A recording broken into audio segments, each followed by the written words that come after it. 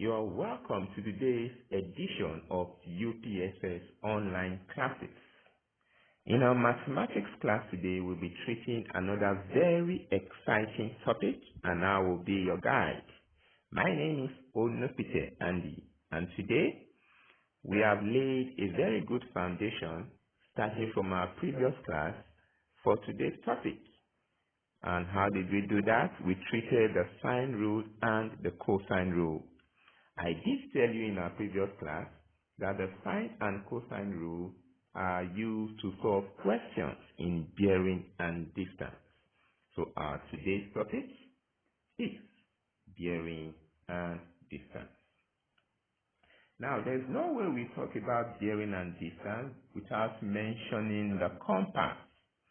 The compass is a device used to locate direction in reference to the north. Can be the magnetic north or the true north. Okay.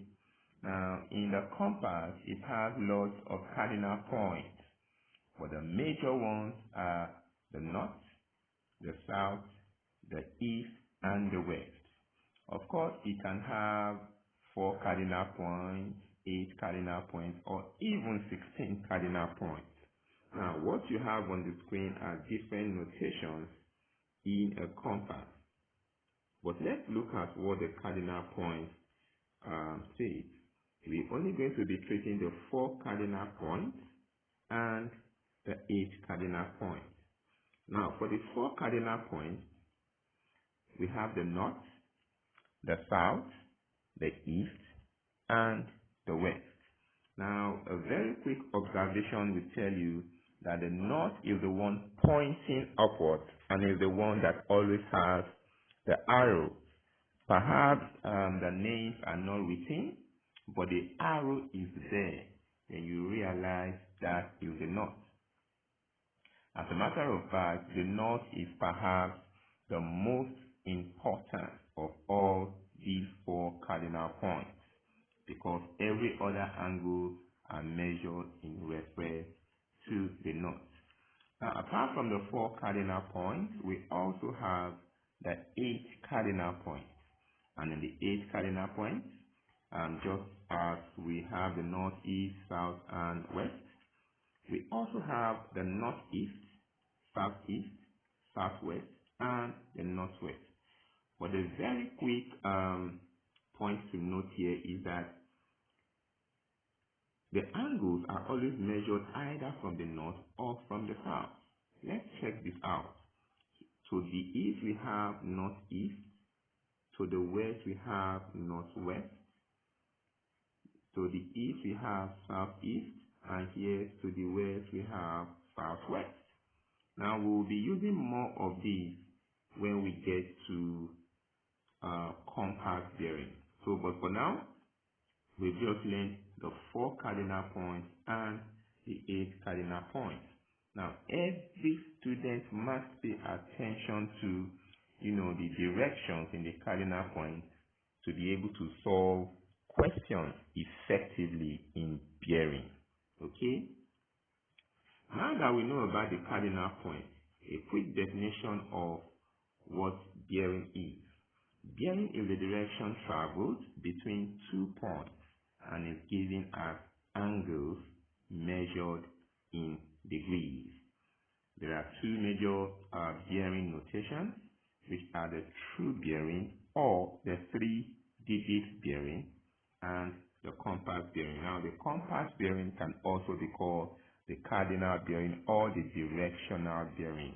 But in reality, in modern days, bearing are usually given in 3 digits or in the true bearing form. So we already know that the bearing is given in 3 digits for the true bearing or the compass bearing. Let's see the features of the true bearing quickly. The true bearing always starts from the north and is measured only in the clockwise direction. Now, what this tells us is that if we have this as my cardinal, that should be the north with the arrow. The true bearing always starts from the north and it is measured in a clockwise direction, just along the clockwise direction. Okay, the true bearing always starts from the north and it is measured in the clockwise direction.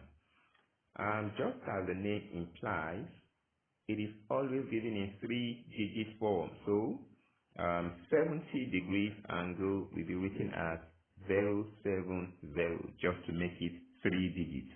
And of course, if we have 8 degrees, it has to be 008 degrees and so on.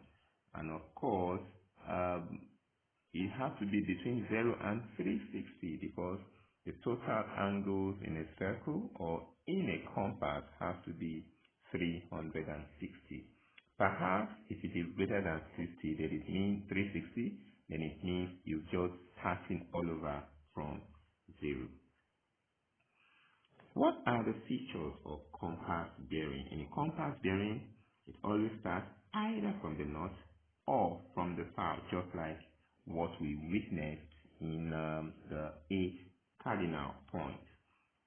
And in compass bearing also, it is measured either in the clockwise direction or in an anti-clockwise direction. The compass bearing has a maximum of 90 degrees and it is written in form of numbers, which are the angle and the direction. Examples here are north 24 degrees west and south 72 degrees east. Okay, so these are the different features of the two forms of bearing notation. Now let's see how to change from one form of bearing to the other form. We have the true bearing and the compass bearing. So quickly, example 1. Let's assume we have two strain angles and we want to express both of them, one in the true bearing and the other in compass bearing. Let's take an arbitrary angle in the fourth quadrant. Let's say this angle is 42 degrees. Now in 3 digits or true bearing, we have to write it as 042 degrees. What will it be in the compass bearing? Remember, in the compass bearing, it has to be either from the north or from the south, depending on the closeness to the pole, the north or the south pole. In this case, it is much closer to the north, so we just start from the north and we give it like that. We are traveling from the north going towards the east. So how will I write it? I'm starting from the north, 42 degrees going to the east. Alright? North, 42 degrees moving toward the east direction. So 042 degrees and north 42 degrees east are exactly the same thing, but they are represented in different forms. Alright, that is for the first quadrant. Let's check another question in the second quadrant now. Let's take an angle of 100 degrees. So from here downward, let me say it is 100 degrees. What angle will it be in the compass bearing?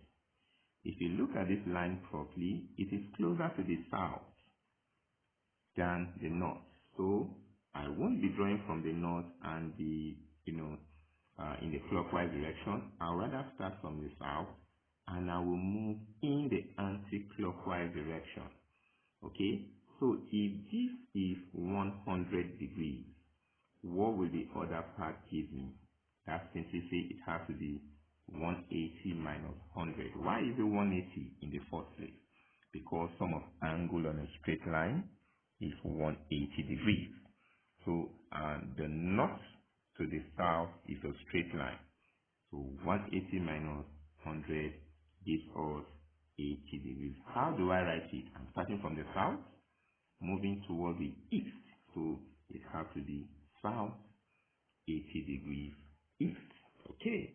So that tells us that south 80 degrees east and 100 degrees are exactly the same angles, but they are written in different forms.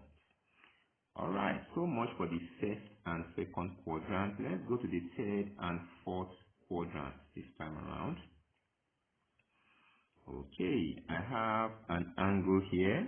Let's say an angle of 220 degrees. Okay, let's say the angle is 220 degrees. Alright, in true bearing, what will it be in compass bearing? Am I starting from the north or from the south? Yes, I think you are correct. I am starting from the south. Why? Because my line here is much closer to the south than to the north. Now, what my answer will be is south, an angle going to the west. Okay? Because I'm moving towards the west direction. South, an angle going to the west. So, how do I get that angle? Once again, north to south is a straight line, and I have an angle of 220. So what should I do? 220 minus 180 gives me 40. Now, because I'm moving from my south to west, I will write it as south 40 degrees to the west. Okay? South 40 degrees to the west. Once again, south 40 degrees west and 220 degrees are exactly the same angles, but they are represented in different forms. Now, lastly, in the last quadrant, let's take an angle of, how many degrees now? Let's say 300, okay? Let's say 300 degrees. We take an angle of 300 degrees. What angle will it be in the compass bearing if it is 300 degrees in true bearing form?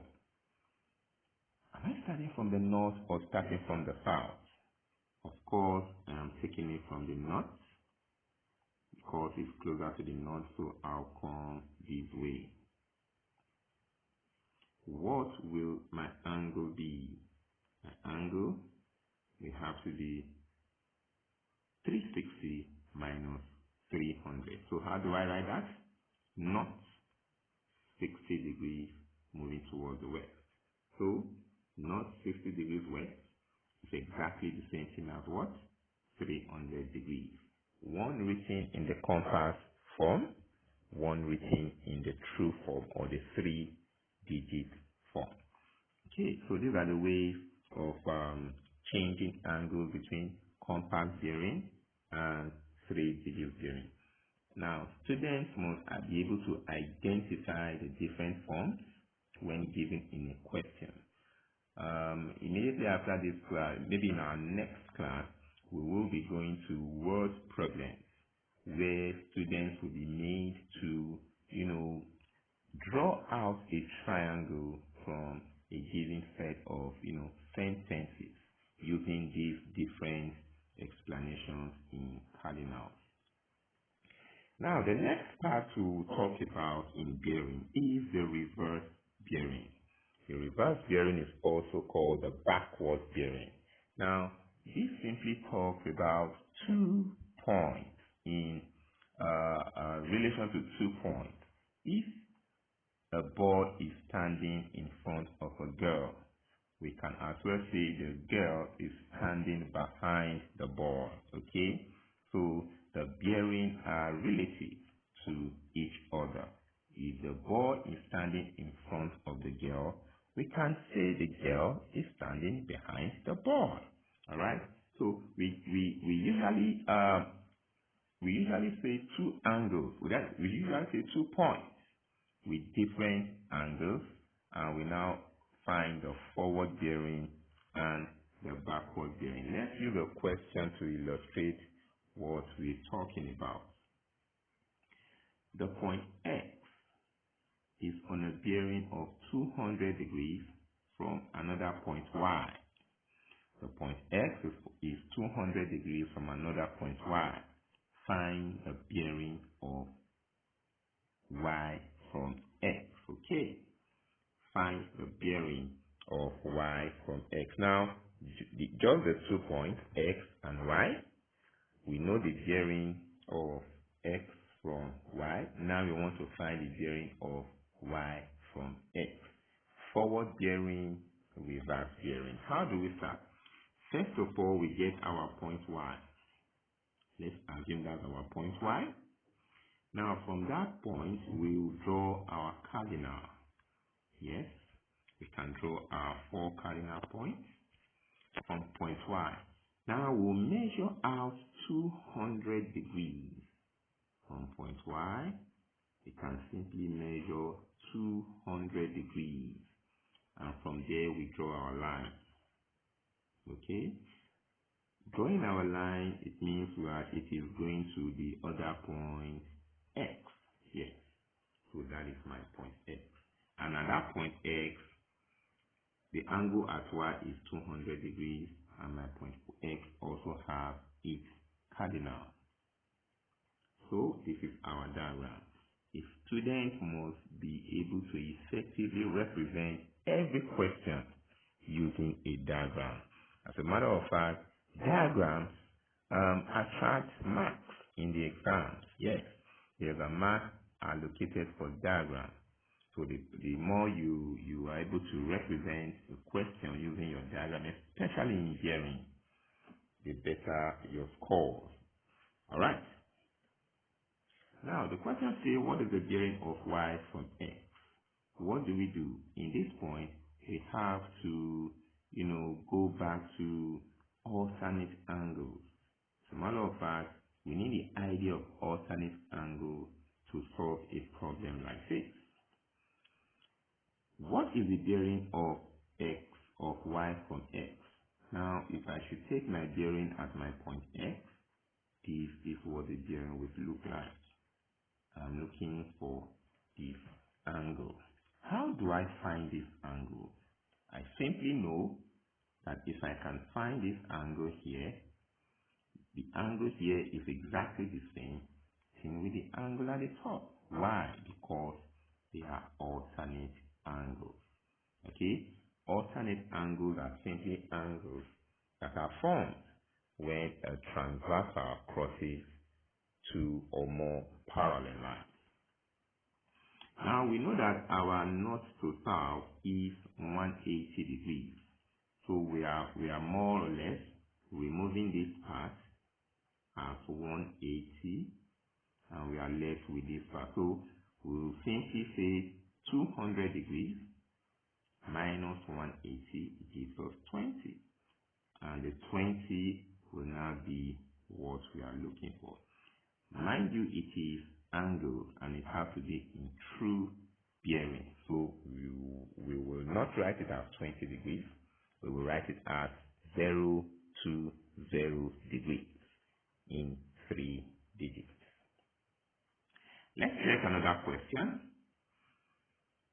This question simply says, if the bearing of a point B from point A is 125, what is the bearing of point A from point B? Okay?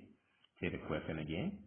If the bearing of point B from point A is 125 degrees, what is the bearing of point A from point B? What do we do? First of all, we get our point A because it always says from point A. First of all, we get our point A. So that's our point A. Now that we have our point A, we draw our cardinal. And we draw out 25 degrees. So I'll have to draw out my 125 degrees from here there. And from there, I'll have to draw my line. Okay. To another point B. And from point B, I'll draw my line again. Now, what is my angle? What is my bearing from point B? We already know, since we are looking for the angle and it's a bearing, we must start from our north and go clockwise. So that is the angle we are looking for. Once again, we call on the knowledge of alternate angles.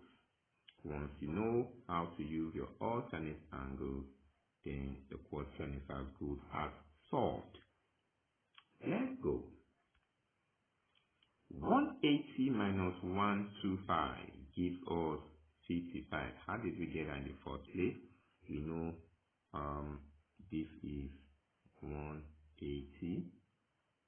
Yes, we know that is 180. Let me just get my point. Yeah, we know this is 180,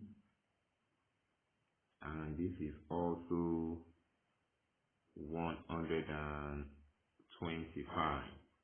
So 180 minus 125 will give us 55, and this angle are both alternate angles. Now that we have that part, we can now say 360 minus 55 give us 205 degrees. What does that tell us? It means the entire angle here, starting from the north to this part, is 55, 205 degrees, and that will be our bearing of A from B.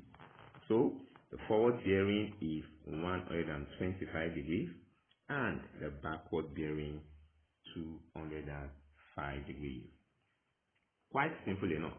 Okay, so this is how to find the backward bearing or the reverse bearing. Mind you, you need a very good knowledge of alternate angles for you to be able to find the backward bearing or the reverse bearing. Now, a quick look at what we've done so far today.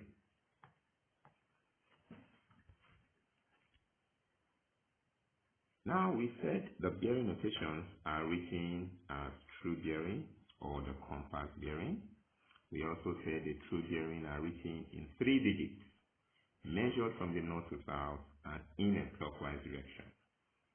And the compass bearing are written in angles and directions, measured from the north to south, or from the north or south in either clockwise or the clockwise direction.